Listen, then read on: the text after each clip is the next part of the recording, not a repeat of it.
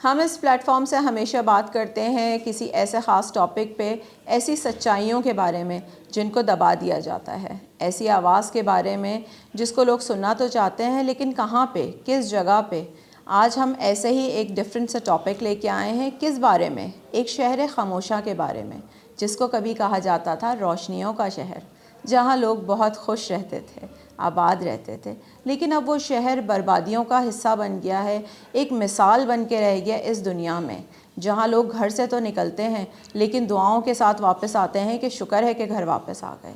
जहाँ बहुत सारी चीज़ें शहर में होती हैं लेकिन वो सिर्फ सीसीटीवी कैमरास में महफूज होकर रह जाती हैं। बहुत सी ऐसी चीज़ें जिनको कोई सुनने को तैयार नहीं है। आज हम इन टॉपिक्स पे डिस्कस करेंगे। आज हम बात करेंगे अपने आपके शहर कराची के बारे में।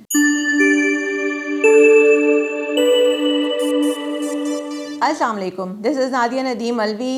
Welcome to the chatter box with Nadia.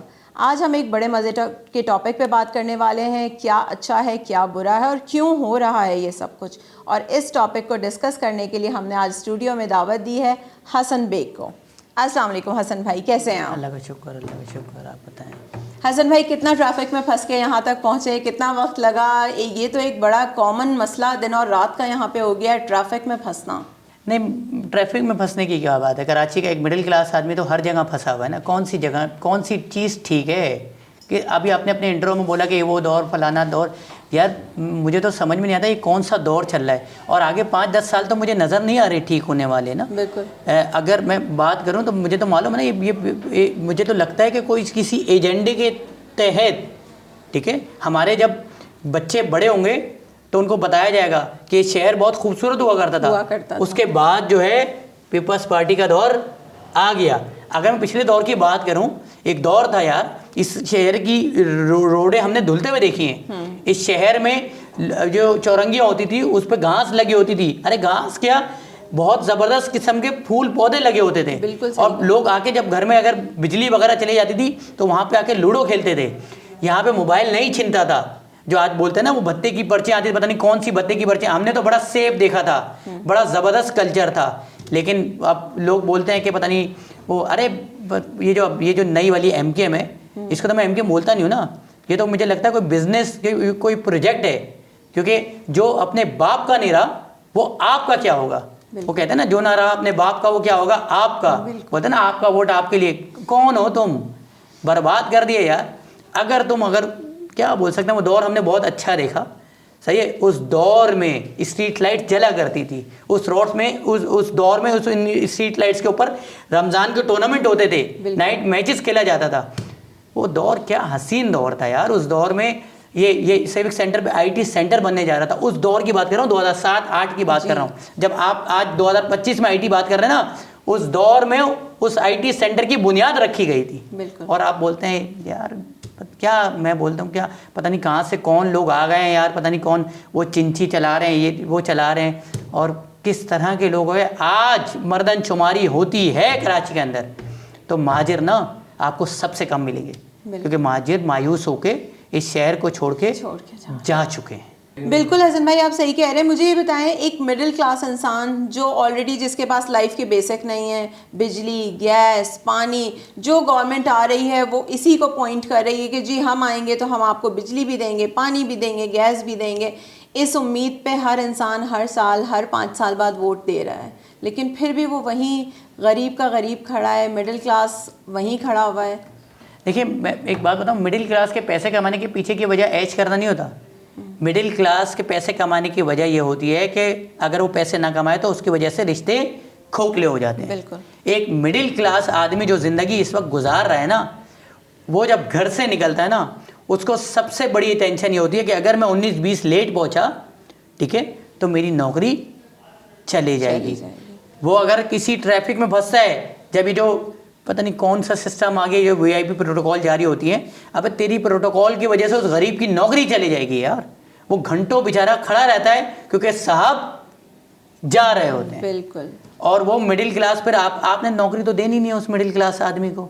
आपने क्या करना है यार, उसके घर में अगर वो बेचारा घर में रहता है तो घर में मिडिल क्लास आदमी के घर में गैस आती है, बिजली आती है, पानी आता है, कुछ भी तो नहीं है यार। आपने मिडिल क्लास को दिया क्या है? मिडिल क्लास को तो सिर्फ रुसवाइयाँ। अब बहुत मुश्किल हालात हैं इस वक्त। अब मिडिल क्लास आदमी फल की दुकान के बाहर खड़ा होता है ना, तो वो सोच रहा होता है कि भाई आज मैं फल शायद मैं ख़रीद पाऊँगा, क्योंकि आप फल लेने तो जाएं, रेट तो देखें। बिल्कुल सही बात तो है। ये सारी चीज़ें ये कौन ठीक करेगा मुझे बताएं। जो फल के रेट जिसका काम है एक डीसी एसी, वो किस गाड़ी में उतरता है, कितने गार्ड होते हैं। सही अबे तू 2 रुपए फल के कम करवाने के लिए 50 करोड़ की गाड़ी में आ रहा है यार तू। बिल्कुल, क्या बोल सकते हैं यार इन लोगों को। और वो सब क्या है, हमारे टैक्सेस हैं दिए हुए। हम लोग तो कहीं है ही नहीं ना। मिडिल क्लास कहीं एग्जिस्ट नहीं करता। एक बात याद रखेगा, या तो अपर क्लास है या लोअर क्लास है। बिल्कुल, मिडिल क्लास कहीं एग्जिस्ट ही नहीं करता। मिडिल क्लास तो एक जलील ज़िंदगी गुजार रहा है यार। मिडिल क्लास का बच्चा तो नाले में गिर के मर जाता है और उसकी लाश तक नहीं मिलती। मिडिल क्लास का बच्चा नाले में बह के मर जाता है, उसकी बॉडी नहीं मिलती। ये मजाक थोड़ी कर रहा हूँ। शादमान वाला बच्चा जो नौमौलूद बच्चा जो था, उसकी लाश मिली क्या? नहीं मिली। क्यों नहीं हुआ उधर यार? किसी जो इलाके का जो टाउन चेयरमैन था या जो भी था, उसके ऊपर पर्चा, क्योंकि वो मिडिल क्लास था। क्यों नहीं वो जो 13D वाला बच्चा बह कर गया नाले में, उसके घर वालों को क्यों नहीं पकड़ा? उसके जो कसूरवार थे उनको क्यों नहीं पकड़ा गया आज तक? उनको पता ही नहीं था कि एग्जिट पॉइंट कहाँ है, नाला बह किस तरफ से रहे, किस तरफ जा रहा है। बिल्कुल, किस तरह से लोग मर जाते हैं यार। एक मिडिल क्लास आदमी की मोटरसाइकिल जो खड्डे में आके गिरती है, गुलिस्तान जौहर में जो लड़की मरी, बिल्कुल, क्यों नहीं पूछा गया यार उसको? जो गुलिस्तान जौहर के ब्रिज पे ऊपर लड़का जो फूट पांडे का राइडर था, उसको 4 गोलियां मार के चले गए। कोई पूछने वाला नहीं है। इस तरह ही मरते रहेंगे। मैं और आप भी इस तरह ही जलील मौत मरेंगे और कोई पूछने वाला नहीं होगा इस शहर के अंदर। ये आपने सिस्टम दिया है, ये हम अपने बच्चों को बताएंगे कि हमें टैक्स देने के बाद हमें ये ज़िंदगी मिली है। अरे नहीं मांग रहे हम आपसे नौकरी, नहीं मांग रहे हम आपसे कोई चीज़, नहीं बोल रहे कि हमारे लिए बड़े अस्पताल बनाओ, हमारे लिए बड़े जो है कॉलेज यूनिवर्सिटी बनाओ। हम बोल रहे हमें जीने का एक इख्तियार दे दो जो आप नहीं दे पा रहे। मेरी जिंदगी सेफ है क्या? ये मोबाइल फोन के पीछे यार कितना लड़का मर गया यार। बिल्कुल, कोई पूछने वाला नहीं है, कोई बोलने वाला नहीं है। इस शहर में अमीर अमीर तर होता जा रहा है, गरीब गरीब तर, तबकाती फर्क, ये सारी चीजें। कौन सा अमीर तर हो रहा है इस शहर में? मुझे बताएं, इस शहर के लोगों को रोजगार मिल नहीं रहा। पता नहीं गांव गोड़ देहात से उठकर पूरी यहाँ पे या ट्रक आ रहे होते हैं यार, चारपाइयाँ लेकर आ रहे हैं भाई। और आप देखे तो उनके पहले तो वो लोग बोलते थे कलर टीवी, अबे गाड़ियाँ खड़ी हुई हैं। 4 वीडियोस तो मैंने बनाई है। और वो लोग अपना घर भी बना रहे हैं, गाड़ियाँ बना रहे हैं, बंगले बना रहे हैं, कारोबार बना रहे हैं, सारी चीज़ें। लेकिन जहाँ एक मिडिल क्लास उर्दू बोलने वाला अगर कोई बिरयानी की दुकान भी खोलता है ना, तो वो जो इलाके में जिनका काम है वो लेकर आ जाते हैं, ये टैक्स दे दो, फलाना दे दो, इसका भत्ता, उसका भत्ता। ये मैं बता रहा हूँ टाउन के हिसाब से बता रहा हूँ, हर के रेट अलग हैं। अच्छा, यहाँ कुर्सियाँ क्यों रखी हुई हैं, देख बाहर क्यों नहीं है, अंदर क्यों नहीं है, फलाना क्यों नहीं है। अरे पूरी दुनिया में स्मॉल बिजनेसेस को सपोर्ट किया जाता है। बिल्कुल। आप किसी भी इंडियन मूवी देख लें, हॉलीवुड मूवी देख लें, उनके अंदर जो बाहर के सीन दिखाते हैं उधर कैफेज की कुर्सियां बाहर ही होती हैं। बिल्कुल। लेकिन यहाँ पर अगर कोई कराची का पढ़ा लिखा लड़का कोई काम करने जाएगा तो उसको बोलेंगे ये कुर्सियां यहाँ पे क्यों हैं, ये यहाँ पे क्यों रखा हुआ है, तूने ये क्यों मशीन क्यों नहीं लगाई हुई। लेकिन वो जो गैर मुकामी यहाँ पे आके पता नहीं उन्होंने सारे कारोबार खोल लिए, कोई चाय का होटल खोल के बैठा हुआ है, कोई पता नहीं कोई कढ़ाई का खोल के बैठा है, उनको कोई सवाल नहीं पूछता। क्यों भाई? क्योंकि वो जबान आपकी बोलते हैं। जो जबान आप बोलते हैं वो जबान हमें नहीं आती। तो ये मसला हमारे साथ जो बोले ना अमीर तरह हो रहा है। अरे कराची वाला तो कुछ हो ही नहीं रहा कराची वाले के साथ। इधर गैर मुकामी आ रहे, मोटरसाइकिल वो जो चिंची वाली है कौन चला रहा है? गैर मुकामी। ये जो रिक्शा है कौन चला रहा है? गैर मुकामी। बस है कौन चला रहा है? गैर मुकामी। जो दूध का कारोबार कर रहा है कौन कर रहा है? गैर मुकामी। जो खाने बना रहा है कौन बना रहा है? गैर। अब बोलते हैं कि यार उर्दू बोलने वाले तो काम करती नहीं, तो क्यों करे काम? भाई जब मैंने डिग्री ली हुई है, ग्रेजुएशन की, MBA की, तो मैं क्यों खाना बनाऊं भाई? और जब मुझे नौकरी नहीं मिल रही तो मैं अगर खाना बना रहा हूं तो तू मुझे काम करने नहीं दे रहा। तू मुझे रोजाना की 1 लाख की पर्ची भत्ते की, ये भत्ता ही हुआ ना यार। ये जो टाउन के हिसाब से भेजी जा रही है, पता नहीं कौन कौन सी जो ये MC क्या होती है, वो जो सारी पता नहीं कमेटी वगैरह जो होती है। आप खोले तो एक बर्गर जो है जो 200 रुपए का 150 रुपए की कॉस्ट पड़ती है, 250 रुपए की कॉस्ट पड़ती है, वो आपको 500 रुपए की पड़ जाती है। बिल्कुल। इन बेगैरतों की वजह से। और वो जो ठेला लगाया हुआ है उसने गैर मुकामी को, उसको तू कोई पर्ची नहीं दे रहा। बिल्कुल, ये मसला है भाई। बिल्कुल। तो जो अमीर से अमीर तर हो ना, नहीं, वो जो गैर मुकामी हो रहे हैं ना वही अमीर तर हो रहे हैं। कराची वाला जलील हो रहा है हर चौक पे, हर गली में, हर मोहल्ले पे। बिजली है नहीं, बिजली के बिल बड़े बड़े आ रहे हैं। जहाँ किसी का एक कमरे का घर है, एक कमरे का मकान है, उसका बिल भी 20 से 25 हज़ार आ रहा है। अरे भाई बड़े माफिया है, मैं बोलता हूँ ये इनके खिलाफ आप बोलोगे आपके घर की लाइट काट देंगे ये लोग। ये बहुत माफिया जो है ना, इनके लिए छोटा अल्फाज है।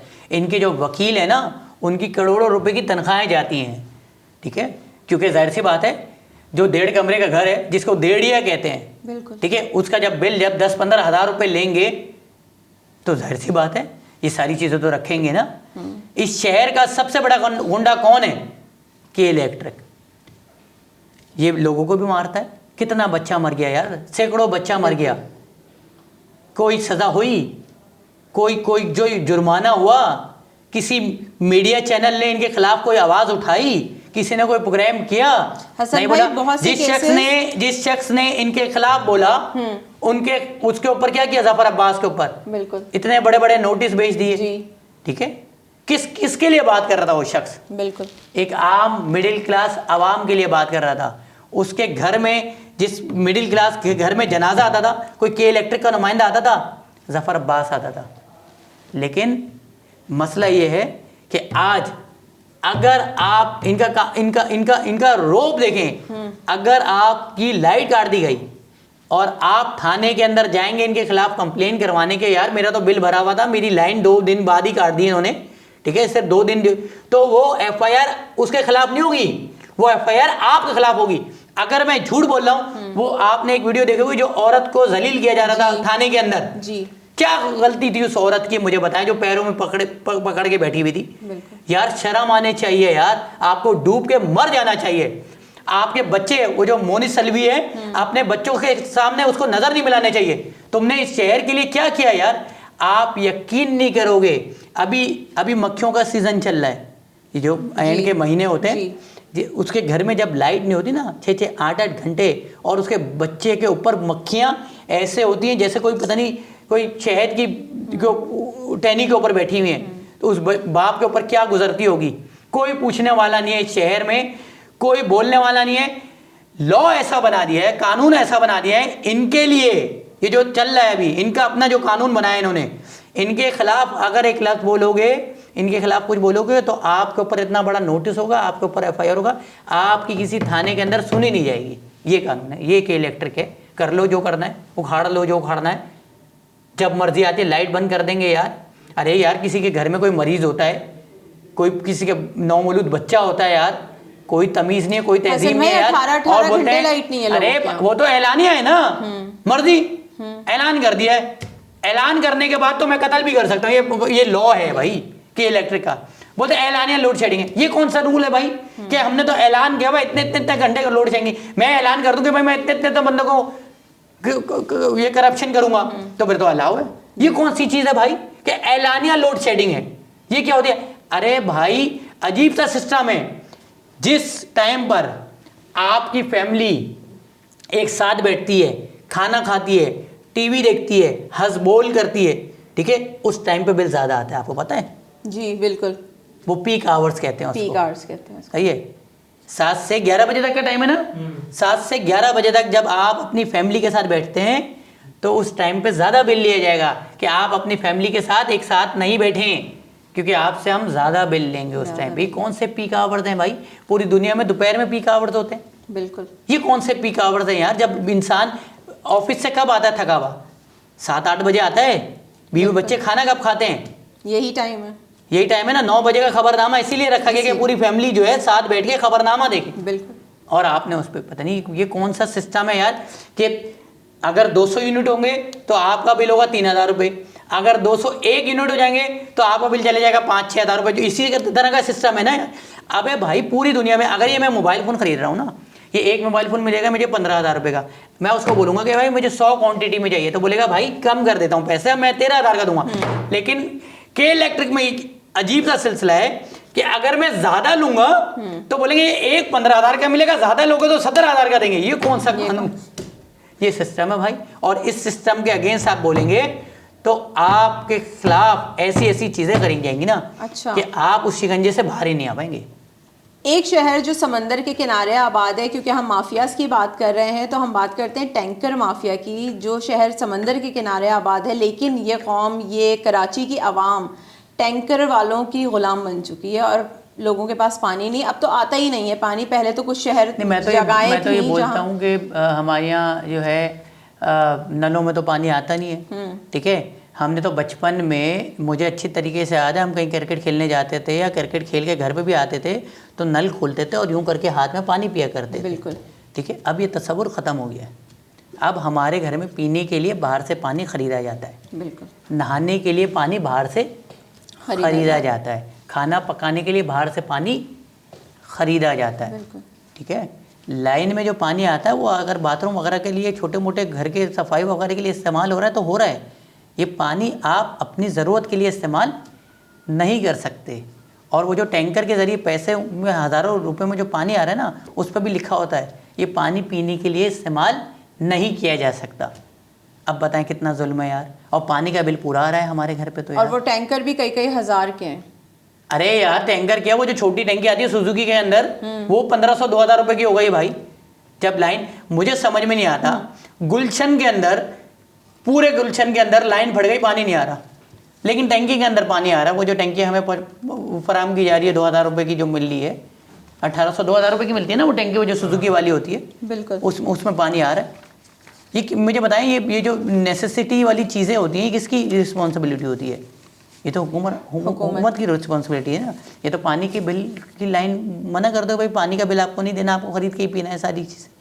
और मुझे तो नज़र नहीं आ रहा K4 बनते हुए कोई। मुझे तो सिर्फ वो जमात इस्लामी के 4 बैनर दिख जाते हैं K4 पे काम करो, और तो कुछ नज़र नहीं आ रहा, कभी भी नज़र नहीं आ रहा। कि बस सुनते हैं कि K4 पे काम हो रहा है, कि काम हो रहा है। मुझे लगता है आगे आने वाले 2-3 साल बाद जो है ये कराची के अंदर पानी नहीं होगा। और पता नहीं, मेयर साहब की वो वीडियो देख रहा था, बोल रहे हैं वो इलाकों के ऊपर वहाँ से जब पानी आता है तो जो जो इलाके करीब होते हैं उनको पानी मिलता रहता है, एंड के बल्दिया टाउन जब वहाँ तक पानी पहुँच ही नहीं पाता। ये कौन सा साइंस बता दी यार, कि कोने में जो इलाके हैं उसको पानी नहीं मिलेगा यार। यार आपकी ज़िम्मेदारी है यार, आप इस शहर के मेयर हो, हर घर के अंदर बुनियादी ज़रूरियात, बुनियादी सहूलियात आपको देनी हैं, बिल्कुल। और क्या बोल सकते हैं यार, आप देखें कितने धड़ल्ले से हाइड्रेंट चल रहे हैं शहर के अंदर, और जो है उन हाइड्रेंट पे आप रेट्स देखें आप ना, जब उनको पता होता है आम दिनों में जो रेट हैं वो क्या है, और उनको पता लग जाता है कि लाइन यहाँ पे फट गई है, इन इलाकों में पानी कम है, तो उसके बाद जो रेट हैं वो डबल ट्रिपल हो जाते हैं। बिल्कुल। अभी जंग के दौरान, इस इंडिया पाकिस्तान वॉर के दौरान, यकीनन आपने भी वो वीडियो देखी होगी जो वहाँ का मीडिया दिखा रहा था कि जी कराची को हमने बर्बाद कर दिया। और उसके बाद बर्बाद पीपल्स पार्टी ने किया ना, बताया ना हमारी असम्बली में ना, बिल्कुल, ये तो कारनामा पीपल्स पार्टी ने सर अंजाम दिया था। ये हिंदुस्तान थोड़ी कर सकता है ये काम ना, ये हमारे लिए, हमारे पास मौजूद है। और सड़कें कहाँ, सड़क तो नहीं नज़र आती है मुझे। सही बात है। सड़क आखिरी बार बनी थी मुस्तफ़ा कमाल के दौर में, बस उसके बाद इस शहर के अंदर सड़कें नहीं बनी। वो जो अल्ताफ़ हुसैन का जो दौर था, MKM का जो दौर था, मुस्तफ़ा कमाल ने सड़कें बनाई थी, उसके बाद सिर्फ कारपेटिंग हुई है। कारपेटिंग क्या होती है कि ऊपर जो है डामर डाल के, ठीक है, वो एग्जीबिटर क्या होता है, वो जो डंपर होता है क्या होता है, वो चला दिया जाता है, ठीक है। वरना हमने तो रोडें बनते हुए देखी थी, पहले जो है वो पता नहीं पीले कलर के कोई पत्थर डलते थे, फिर रोडें डलती थी, फिर बजरी डलती थी, फिर उसके बाद डामर डलता था, ऐसे ही दिखा था ना भाई, ठीक है। पूरी एक साइंस होती थी ना इसके पीछे, पूरी लाइटें वाइटें लगी होती थी। अब तो मुझे समझ में नहीं आता।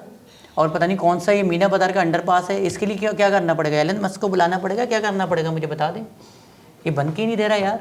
आप पूछे तो उन बेचारों का क्या कसूर है जो उधर कारोबार लेके बैठे हुए हैं। कितने कराची के प्रोजेक्ट्स ऐसे हैं, 3-3, 4-4 साल हो गए।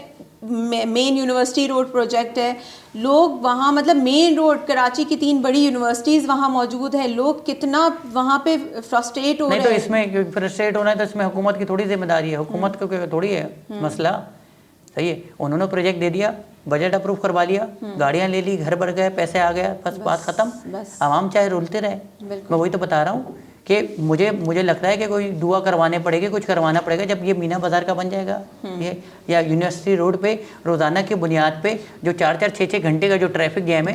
अबे तेरे बाप ने पेट्रोल डलवाया गरीब की मोटरसाइकिल में, सही बात उस गरीब का रोज़ाना का 300 रुपये का जो पेट्रोल जल रहा है, सही वो जो 2-2 घंटे लेट हो रहा है, 3 घंटे वो ट्रैफिक में फंसा हुआ है, वो जो पेट्रोल उसका जल रहा है, वो कौन देगा मुझे बताओ पैसे? बिल्कुल। ये जो लाखों करोड़ों रुपए बर्बाद हो रहे हैं आवाम के, इसका जिम्मेदार कौन है? और तुम मजे से आके बोल देते हो तो 4 साल तक तो हमें नजर नहीं आ रहा। तो क्यों नजर नहीं आ रहा भाई तुझे यार? क्यों लेकर आया था प्रोजेक्ट? अगर मैं बोलूं आपको, मैं बोलूं आपने मुझे पॉडकास्ट में बुलाया, आप मुझे बोले 3 बजे पॉडकास्ट शुरू होगा और आप मुझे बोले मुझे 2 घंटे तक तो नजर नहीं आ रहा पॉडकास्ट शुरू होते हुए, तो भाई आपकी जिम्मेदारी थी ना, जिम्मेदारी थी मेरा पॉडकास्ट टाइम पे शुरू करवाना और टाइम पे खत्म करवाना, तो तेरी जिम्मेदारी है ना यूनिवर्सिटी रोड पे। अरे यार आप देखो तो यूनिवर्सिटी रोड पे आप एक दुकान तो लेने जाओ वहाँ पे मुमताज़ मंजिल की तरफ, या यूनिवर्सिटी पूरा जो पूरा रोड है, अरे 3-3 लाख रुपए एक दुकान का किराया है और सब बेचारों का कारोबार बर्बाद हुआ है। बिल्कुल। मौसमियात से शुरू करो जी, और ये खालिद बिन वलीद रोड तक, जेल रोड तक आप देखो तो क्या हालत है वहाँ पे यार। लोग रो रहे हैं यार, उनके कारोबार बर्बाद हो गए हैं। बड़ी बड़ी सुपरमार्केट्स हैं वहाँ पे, बड़े बड़े रेस्टोरेंट्स हैं। एक मिडिल क्लास आदमी बेचारा जब घर से निकलता है तो उसका सबसे बड़ा काम क्या होता है? मास तय करना होता है यूनिवर्सिटी रोड का। कल हसन भाई मैं जेल रोड पे फंसी हूँ, आप यकीन नहीं करेंगे, मैं 1.5 घंटा वहाँ ट्रैफिक में फंसी। अरे आप तो एक दिन कि फंसे हैं आप यार। यकीन करें कि कोफ्त हो रही थी, घबराहट। अच्छा फंसो तो ये भी डर लग रहा होता है। कराची में जितनी स्नैचिंग हो रही है, वो कुछ न्यूज़ हैं जो सिर्फ सोशल मीडिया या किसी थ्रू से रिपोर्ट हो जाती, कितने ऐसे वाक़यात हैं जो रिपोर्ट ही नहीं होते। नहीं, मेयर साहब को बोले एक बार जो है मोटरसाइकिल पे निकले, अगर वो काली शर्ट पहनोगे ना ये सफ़ेद हो जाएगी, और सफ़ेद शर्ट पहनोगे तो ग्रे हो जाएगी भाई। बिल्कुल। इतनी मिट्टी उड़ती है उस पर। गुजारे तो आप तो प्रोटोकॉल में निकलते हैं ना, एसी वाली गाड़ी में, और उसके बाद 5 मिनट पहले आपके सारी प्रोटोकॉल आ जाती है, सब ट्रैफिक बंद करवा देती है। उस बेचारी की क्या कसूर है उस गरीब का यार? वो MBA पास है, वो जो मोटरसाइकिल पे जा रहा है, वो किसी जगह एग्जेक्टिव नौकरी करता है यार, और आपने उसको ये मैयार दिया यार। और फिर अगर हम हक की बात करते हैं तो बोलते हैं यार ये देखें कैसी बात कर रहा है, क्या कर रहा है। अरे यार आपने तबाह बर्बाद कर दिया है। और आप देखो तो मलिर पूरा खुदा हुआ, पता नहीं कितने महीनों से खुदा हुआ है यार आपने। ये मुनव्वर चौरंगी का अंडरपास खुदा हुआ है आपने, पता नहीं कब बनेगा वो यार। यूनिवर्सिटी रोड हो गया, मीना बाजार हो गया, कौन सा रोड है? अभी भी बजट आया है, करोड़ों अरबों का बजट जो है वो सिंध के लिए पास हुआ है, लेकिन उसके बाद भी सिंध को कुछ नहीं मिल रहा। कराची तो मेरे ख्याल से सिंध में नहीं आता ना शायद। सही है, सिंध सही कहा आपने। और सिंध में जो है, सिंध के अंदर के भी हालात देख लें, बहुत बुरे हैं भाई। मैं बता रहा हूँ, पता नहीं क्या करने वाले हैं, क्या करना चाह रहे हैं। लेकिन इस वक्त एक कराची का शहरी बहुत परेशान है। वो जब मोटरसाइकिल में निकलता है, उस बेचारे की ज़िंदगी, अभी तो बारिशें हो नहीं रही। बिल्कुल। अल्लाह ताला को भी पता है इस शहर में बारिश करूँगा तो इस शहर की हालत ऐसी नहीं है। वो शायद हमारे हक में ही नहीं कर रहा बारिश, क्योंकि इन्होंने तो बोल दिया है कि भाई बारिश होगी तो तबाहियाँ तो होंगी, क्योंकि बारिश तो नेचुरल डिज़ास्टर है। बारिश जो लोग जो है जिसको रहमत बोलते थे, अभी हमारे मुल्क में क्या बन गया है?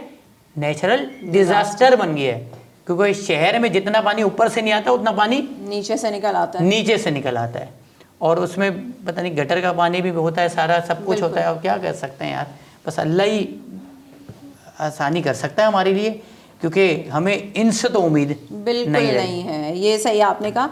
जहाँ इतनी सारी हम डिस्कशन करें, एक नया माफिया आजकल बड़ा इन हो गया है कराची में, कराची के जवानों की उसमें जाने जा रही हैं, डंपर माफिया, और लेकिन कोई पूछने वाला नहीं है, कोई सुनवाई नहीं है।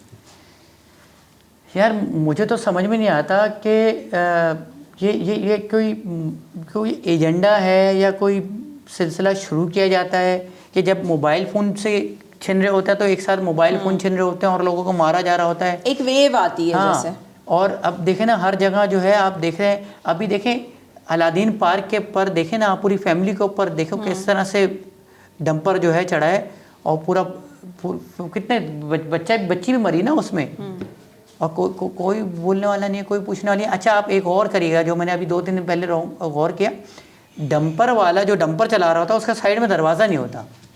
अच्छा, अभी टेक्निकल चीज़ है। अच्छा, मैंने देखा, मैंने एक को नहीं देखा, मैंने 3-4 को देखा तो फिर मैंने रियलाइज़ किया दरवाज़ा क्यों नहीं रखा हुआ, दरवाज़ा इसलिए नहीं रखा ईजी टू स्केप हो, ओ कि जैसे ही कुछ लगे भागने में आसानी हो, वरना दरवाज़ा खोलने में टाइम लगता है ना, लॉक बंद होता है, ये होता है फलाना।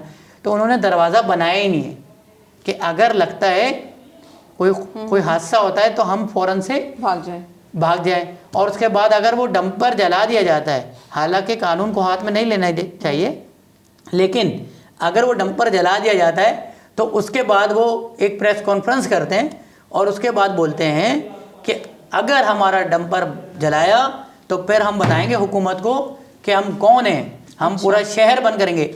अब ये बताएं, रियासत के मुखालिफ स्पीच करने पे इनके खिलाफ FIR नहीं होने चाहिए, इनको अरेस्ट नहीं करना चाहिए, लेकिन रियासत क्या करती है, इनसे मुज़ाकरात करती है। अबे गुंडे से मुज़ाकरात थोड़ी होते हैं यार, गुंडे हैं यार ये, जिन्होंने सैकड़ों बच्चा मार दिया, वो कौन है? वो कोई आपके शहर के लिए कोई अच्छा आदमी तो नहीं है ना यार। और वो फिर बंदूकें लहराते हुए घूमते हैं यार। अब असली की नुमाइश पे कितने सालों से पाबंदी आप बताएं? बिल्कुल है, लेकिन वो धड़ल्ले से घूम रहे होते हैं, क्लाशी ने लेके घूम रहे हैं यार, और वो बोल रहे हैं कि हम बताएंगे हम कौन है।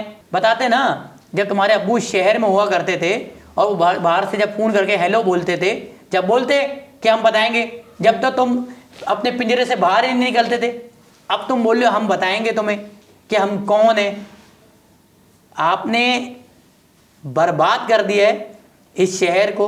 एक मिडिल क्लास आदमी बेचारे को बोलते हैं कि अगर तुम फर्स्ट लेन में चलोगे तो तुम इसी तरह मरोगे, क्योंकि फर्स्ट लेन पे बाइक नहीं चलती। अबे तो फर्स्ट लेन पे डंपर भी नहीं चलता, बिल्कुल, जाके कोई उसको बता दे जाके। लेकिन क्या बोल सकते हैं यार, कोई कार्रवाई नहीं है, कोई कुछ नहीं कहने वाला, इसी तरह लोग मरते रहेंगे। अब कमाल बात देखें यहाँ पे, जो मरने वाला है वो 30 साल का, या जिसके घर में जनाजा आ रहा है उसका बाप 30 साल का। नौजवान मौतें हो रही हैं सिर्फ। बिल्कुल, मरने वाला कौन है? नौजवान। जिसके घर में मौत आई है वो कौन है? नौजवान। कोई पूछने वाला नहीं है, कोई कहने वाला नहीं है। मैं बता रहा हूँ ना, ये शहर बनाना रिपब्लिक बना दिया इन लोगों ने यार। बिल्कुल, आप इस शहर में कोई कानून नहीं है, कोई कुछ नहीं है।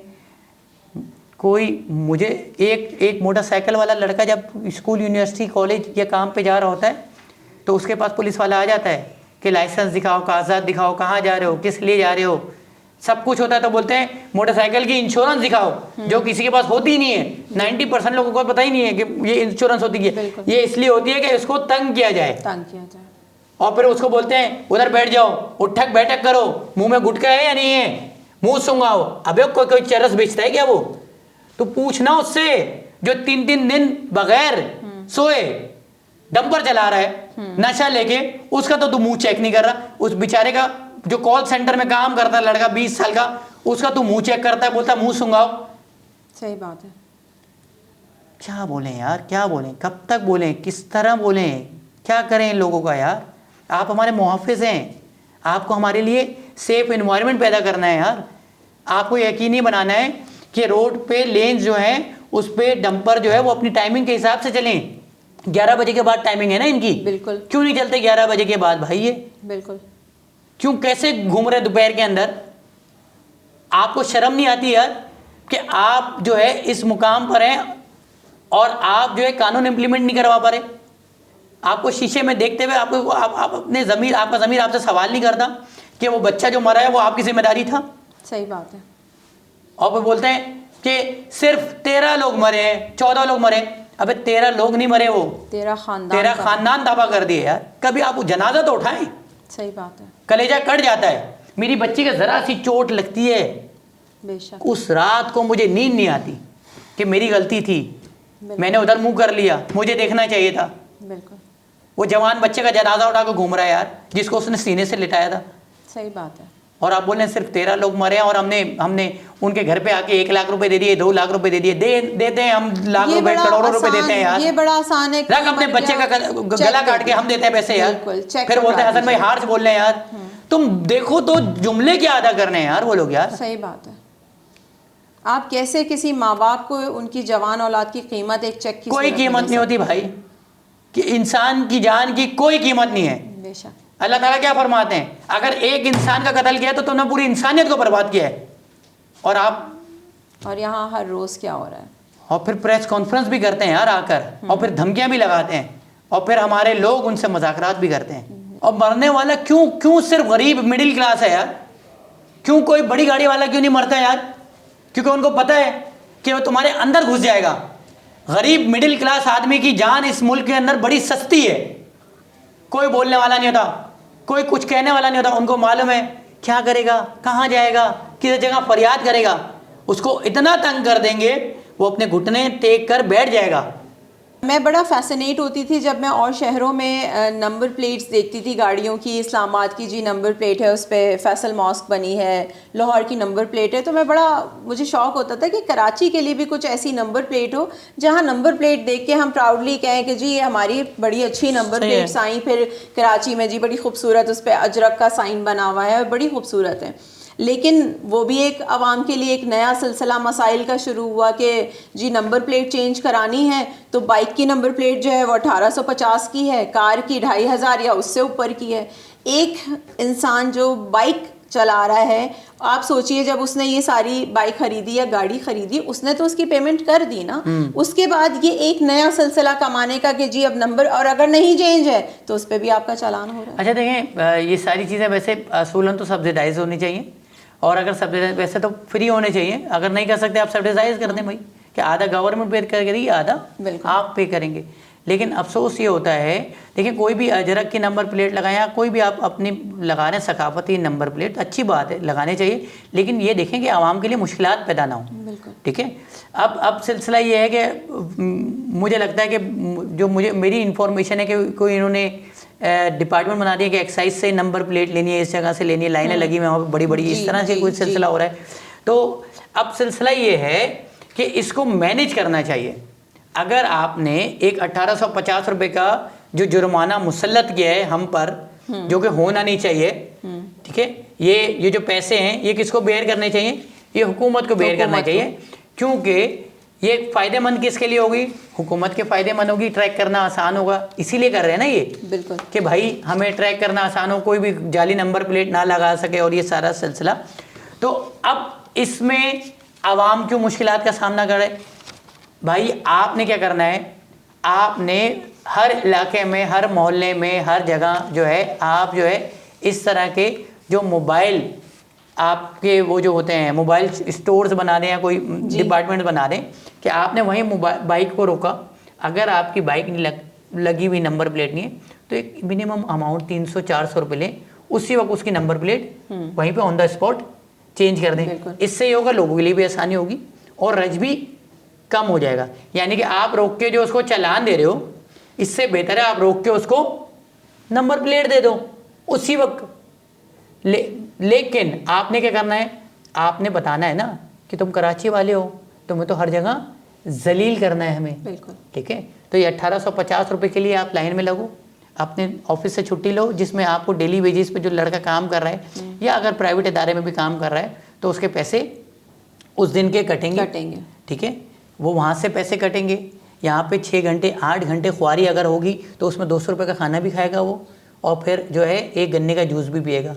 ऐसे ही है ना, मिडिल क्लास आदमी जब 6 घंटे धूप में खड़ा होगा तो वो भी, यानी कि आपको एक नंबर प्लेट पड़ेगी 3,000-4,000 रुपये की, 3 से 4,000 रुपये की आपको नंबर प्लेट पड़ी। और इतना जलील होने के बाद कोई भी सिस्टम आता है तो उसको इम्प्लीमेंट करवाने के लिए पहले एक सिस्टम डेवलप किया जाता है कि भाई पहले उसका डेमो वर्जन लॉन्च होता है, फिर उसका एक जो है प्योर वर्जन लॉन्च होता है। आपने क्या किया, आपने बोला बस कल से भाई मुझे ख्वाब आया कि बस कल से मैं सारी चीज़ें सही हो जाऊंगा। इसी वजह से ये पहले भी हुआ था कि वाइट कलर की नंबर प्लेट होगी, उसके अंदर ब्लू में लिखा जाएगा या ब्लैक में लिखा जाएगा, प्रोमिनेंट हो, वो आप किसी भी आप इलाके में अपना नंबर बनवा सकते हैं। पहले लोगों ने 500-600 रुपये में बनवाई, अब दोबारा 1850 रुपये आप बता दीजिए। 1850 रुपये में ये बाइक की नंबर प्लेट है और गाड़ी की इससे ऊपर प्राइस है। और मैंने देखा उसके बाद वहाँ पे तूफान बदतमीज़ी कितनी है यार, वहाँ पे कितना रश है और पता नहीं क्या क्या हो रहा है। नहीं होना चाहिए। हम अजरक के ख़िलाफ़ नहीं, हम तो हर किसी की सकाफ़त की इज़्ज़त करते हैं यार, कोई भी कल्चर है, अच्छी बात है अगर आपने अजरक का नंबर प्लेट लगाए। लेकिन मैं ये बोलता हूँ कानून पे ज़्यादा फोकस किया जाए, इन सारी चीज़ों से बेहतर है नंबर प्लेट होने चाहिए। कि जो डंपर जो है किसी को रोनते हुए जा रहा है उसमें कोई नंबर प्लेट मुझे नज़र ही नहीं आया आज तक। जो चिंची चल रहे हैं वो खुद बताते हैं, ये जो ट्रैफिक के बड़े होते हैं वो बताते हैं कि सबसे ज़्यादा जो है इसमें चोरी की मोटरसाइकिलें इस्तेमाल होती हैं। वो जो मोटरसाइकिल वाला चिंची चलता है, और ये जो चिंची चल रहे हैं जितने भी जो 50 रुपये या 100 रुपये दे के एक इलाके से दूसरे इलाके लेके जा रहे हैं, इसमें किसी के पास भी रूट परमिट मौजूद नहीं है, इस पे काम नहीं होगा। लेकिन ये जो छुछोरापन है ना, क्योंकि ये जो मोटरसाइकिल है एक मिडिल क्लास कराची वाला चला रहा है, तो कराची वाले को तो तंग करना एक एजेंडे के तौर पे कि वो यहाँ से भागे और हम बाहर से गैर मुकामियों को बुलाएं और अब मुसल्लत कर दें। और आप, मैं पहले भी बता चुका हूँ और अब भी दोबारा बताऊँगा कि इस शहर में अगर मर्दमशुमारी की जाएगी तो सबसे कम इस शहर के अंदर महाजिर निकलेंगे। हसन भाई, बहुत सारे मसाइल हैं, शायद अगर हम मसाइल पे बात करना शुरू करें तो हमारे पास घंटों घंटों भी कम पड़ जाएं। कराची के मसाइल पे अगर बात करना शुरू करें, आप एक आखिरी मैसेज क्या देंगे इस शहर के लोगों के लिए? क्योंकि मुझे ऐसा लगता है इस शहर के लोगों को जितना डिप्रेशन है अपने आसपास, इन तमाम चीज़ों का क्या करें? देखिए, मैं लोगों को हमेशा बोलता हूँ कि नए प्रोजेक्ट्स लॉन्च करने से बेहतर है जो पुराना इंफ्रास्ट्रक्चर है ना उसके ऊपर थोड़ा सा वर्क किया जाए। और हमारे यहाँ क्या होता है कि हमारे यहाँ नए प्रोजेक्ट्स लॉन्च कर दिए जाते हैं, ये रेड लाइन आ गई, फलाना आ गई, धमाका आ गई, तो भाई आप जो है जो पहले आपका इंफ्रास्ट्रक्चर तैयार है, जो आपके गली मोहल्ले के रोड्स हैं, पहले वो बेहतर कर लेना। उस पर अगर वो ठीक हो जाएंगी तो खुद ही जो है बाकी चीज़ें ठीक हो जाएंगी। और हर कोई जो है अब मुझे तो समझ में नहीं आता कि कचरा उठाना इस शहर में कौन सी बड़ी साइंस है। हम 75 साल में इसी बहस में पड़े हुए हैं, हमें आज तक 75 साल में इस शहर के अंदर नालियाँ बनाने नहीं आई। बिल्कुल। हम बारिश होती है तो सबसे बड़ा मसला ये होता है निकासी का, कि भाई शहर के अंदर नालियाँ नहीं है। और हम बात करते हैं 2025 में, हम यहाँ पहुँच रहे हैं, हम टेक्नोलॉजी रेवोल्यूशन आ गई, AI का दौर आ गया, हमें 75 साल में एक रोड बनाना नहीं आया। हमें 75 साल में ये नहीं पता कि भाई जो आपकी क्यारियाँ होती हैं उसके अंदर घास लगाई जाती है, उसके अंदर मट्टी नहीं उड़ रही होती। तो ये सारी चीज़ों पे थोड़ा सा फोकस करना चाहिए, ना कि जो है नई चीज़ें लॉन्च की जाए, बस ये सारी चीज़ें हो जाएं। कानून पे इम्प्लीमेंटेशन होने चाहिए। हमारे कानून में सारी चीज़ों के ऊपर जो है पाबंदियाँ हैं, लेकिन उसके ऊपर इम्प्लीमेंटेशन नहीं होती। हमें 75 साल में सारी चीज़ें करने को नहीं आई। मुझे बताएं इसमें कौन सी रॉकेट साइंस है यार। अभी कुछ दिनों पहले मैं एक ऐसी वायरल फ़ोटो थी, उसमें दिखा रहा था, देख वो किसी बंदे ने बनाई थी AI के थ्रू, वो रोड बना हुआ था, उसने सिर्फ वहाँ पे क्या किया, घास लगा दी, ठीक है, गाड़ियाँ तरीके से पार्क हो गई और वही जगह बड़ी खूबसूरत लगने लग गई। यार आपको क्या करवाना है यार, सिर्फ इम्प्लीमेंटेशन ही करवाना है ना। और इम्प्लीमेंटेशन कौन करवाएगा? एक होती है टाउन मैनेजमेंट, वो कौन करेगा? मैं और आप तो नहीं करेंगे ना। जिन टाउन चेयरमैन को आप लेकर आए हैं वो करेंगे ना ये काम। हमारे इलाके में तो कोई, मुझे नहीं लगता कि हमारे शहर के अंदर टाउन प्लानिंग कोई नाम की कोई चीज़ होती है। टाउन प्लानिंग क्या होती है कि इस इलाके में इतने पार्क होने चाहिए, इतने स्कूल होने चाहिए, इतने सुपर मार्केट्स होने चाहिए, ये सारी चीज़ें टाउन प्लानिंग में आती हैं। इतनी स्ट्रीट लाइट्स होने चाहिए, लेकिन हमारे यहाँ नहीं है ना टाउन प्लानिंग, और इस पर कोई वर्क नहीं किया जा रहा। मैंने तो अपने टाउन चेयरमैन को अपने इलाके में किया, मैंने उसकी शक्ल ही नहीं देखी। मेरा टाउन चेयरमैन कौन है? गुलशन इकबाल की बात कर रहा हूँ, वो कहीं नज़र नहीं आते मुझे। आपने देखा है गुलशन इकबाल के टाउन चेयरमैन को कभी मीडिया पे? भाई आपने देखा है, आप कैमरा चला रहे हैं, आपने देखा है, आप न्यूज़ चलाते हैं, नहीं देखा, किसी ने नहीं देखा। मुझे बता दें, मुझे तो नज़र ही नहीं आते। जब वोट मांगने होते तो आ जाते हैं हमारे मोहल्ले में, गलियों में, और पता नहीं क्या क्या वादे करके जाते हैं कि हम तो यहाँ पे जो है 6G ले आएंगे, ऐसे ही बोलते हैं ना ये। कुछ जो चीज़ एग्जिस्ट भी नहीं कर रही होती वो भी ले आते हैं ये लोग ना, और फिर हमारे नलों में पानी भी नहीं आ पाता। ये चीज़ है। हसन भाई, इस पर मैं ऐड ऑन करूँगी एक बात। नॉर्थ नाज़िमाबाद ब्लॉक L की मैं बात करूंगी। आपने देखा नॉर्थ नाज़िमाबाद का टाउन चेयरमैन कौन है? नहीं, मैंने बिल्कुल नहीं। आपको नाम पता है उनका? बिल्कुल नहीं पता। आप यकीन करें, नॉर्थ नाज़िमाबाद ब्लॉक L में food street, main food street पे वहाँ की हालत जो है, जब लास्ट इलेक्शन होने वाले थे, एक दिन हम सुबह उठे, देखा रोड बन रही है हमारी गली की, बड़े खुश के चलो जी अल्हम्दुलिल्लाह रोड बन रही। क्यों? क्योंकि इलेक्शन आने वाले थे। चलो हमने कहा ओके, इलेक्शन आने वाले, एटलीस्ट कुछ अच्छा हो रहा है ना। आप यकीन करें, एक हफ्ते के बाद जब मैं सुबह उठी और मैंने बाहर जाके देखा वहाँ खुदाई हो रही उसी रोड पे, जब जाके पूछा क्यों, अभी तो रोड बनी थी सालों बाद, वो जी हम पानी की पाइपलाइन डालना भूल गए और वो आज तक खुदाई हुई तो वो वापस उसी हालत में पड़ी हुई है। एग्जैक्टली ऐसे। और नॉर्थ नाथबाद में तो थोड़ा बहुत जो काम हुआ है वो डॉक्टर आसिम की वजह से हो गया, जी। ठीक है, वरना तो वो भी नहीं होता। पीपल्स पार्टी ने थोड़ा सा बेहतर काम कर लिया, जबकि जो है उनका टाउन चेयरमैन वहाँ पे नहीं है, सही है। तो जो नॉर्थ नाथबाद का इलाका है उसका क्रेडिट जो है वो जमात इस्लामी को नहीं जाता, वो पीपल्स पार्टी के डॉक्टर आसिम को जाता है, जो थोड़ा बहुत काम हुआ है। और वो जो रोड वगैरह 5 स्टार वगैरह की जो सारी दलियाँ और आयशा मंजिल तक जो अभी रोड डलने वाली है वो पीपल्स पार्टी को जाता है। जो बात देखो, जो काम अच्छा कर रहा है उसका काम की तारीफ करनी चाहिए यार, ठीक है। यहाँ पे शख्सियत परस्ती नहीं होनी चाहिए, ये सारी चीज़ें। हम तो बोलते हैं अगर हमारे शहर के अंदर नवाज शरीफ अच्छा काम करेगा हम उसकी तारीफ़ करेंगे यार, और अगर एमकेएम बुरा काम करेंगे हम उसको भी गालियाँ देंगे यार। बिल्कुल सही बात है। हसन भाई, आपने भी सुना होगा, मैं भी सुनती हूँ जब मैं कहीं ट्रैवल करती हूँ, कराची का कल्चर बड़ा मशहूर है, बड़ा लोग मानते हैं, लेकिन एक नया कल्चर देखने को मिल रहा है कुछ सालों से, हमें भी, आपने भी ज़रूर देखा होगा, कराची में आया है नया डाला कल्चर। वीगो डाला कल्चर, जी, काला डाला। हाँ, लोग हंस के मजाक में कहते हैं कि जी बड़ा डाला आ जाएगा। बड़ा शो ऑफ कल्चर हो गया ये। और मुझे तो समझ में नहीं आता कि इसमें कौन सी रॉकेट साइंस है। सिंध पुलिस खुद कहती है कि असले की नुमाइश पे पाबंदी आयद है, ऐसा ही है बिल्कुल। और इन्हीं के मिनिस्टर्स के बच्चे जो हैं डालों में गनमैन लेके घूम रहे होते हैं जी, जबकि गनमैन को बाहर बिठा ही नहीं सकते आप जी, गन को शो कर ही नहीं सकते आप पब्लिक में। उनको कहाँ बैठना चाहिए? गाड़ी के अंदर बैठना चाहिए। अगर आपको सिक्योरिटी थ्रेट भी है तो कहाँ बैठना चाहिए? गाड़ी के अंदर, वेपन को छुपाकर। लेकिन यहाँ पर जो है वेपन को ऐसे रखेंगे। और वो फिर मेरी बच्ची, एक बार हम लोग हुसैनाबाद पे, मैं अपनी फैमिली के साथ था, तो इनका उतरने का तरीका क्या होता है, मेरी बच्ची खड़े हुए थे और वो इस तरह से जंप मार के उतरा और उसने ना यूं करके, पता नहीं जैसे कोई छिचोरा ही निकल रहा था अंदर से, कोई वो तो था ही नहीं, और वो हटने लग गया कि साहब आ रहे हैं, साहब आ रहे हैं। तो मेरी बच्ची वो देखती है वो मूवीज़ वगैरह में उसको, तो वो बोली है कि हसन चोर आ गए। जाहिर सी बात है बच्ची तो बंदूक वाले को चोर ही समझेगी ना, कि वो बच्ची बोली है कि मुझे हसन करके बोलती है हसन चोर आ गया, और ये वो एकदम से रोना शुरू हो गई। तो मैंने उस गार्ड को बोला, मैंने बोला भाई आप थोड़ा सा आगे खड़े हो जाए, बच्ची डर रही है। तो उसने इतने रुबाब से बोला कि जाओ अपना काम करो। तो आई वॉज हेल्पलेस उस दिन, मतलब मुझे लग रहा था कि मैं कुछ नहीं कर सकता, क्या करूँगा मैं। सही बात। 4 मुस्टंडे गार्ड लेके आप घूम रहे हो, एक बेचारा मिडिल क्लास आदमी क्या कर सकता है, इनसे लड़ सकता है क्या कर सकता है। तो मैं उधर चुपचाप मैंने अपनी बच्ची को लिया, मैं कोने में होकर बैठ गया। ये कल्चर है और आप इनके खिलाफ कुछ भी नहीं कर सकते। ये कैसे चला रहे हो, आपने देखा है कभी इनको गाड़ियाँ चलाते हुए? अबे भाई, जिस गाड़ी में तू भरम दे रहा है, ये गाड़ियाँ पूरी दुनिया में बजरी उठाने का काम करती हैं। जिसको तू डाला बोल रहा है, वीगो डाला, ये मजाक नहीं कर रहा, बिल्कुल गूगल करिएगा जी।